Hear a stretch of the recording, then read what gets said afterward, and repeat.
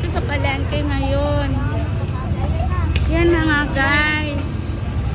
Daming mabili dito. Ayan o. Kaya super init. Ayan mga kanang baboy. Hello! Ayan, daming mabili po rito sa palengke ng Pateros. Ayan o, tig 20-20 lang. Oh. Ito naman mga isda. Hindi na dapat ako pupunta ng palengke mga guys, super init. Kaso, hindi alam ng anak ko ang bibili niyang isda. Mag-isda lang kasi kami ngayon. Kaya kailangan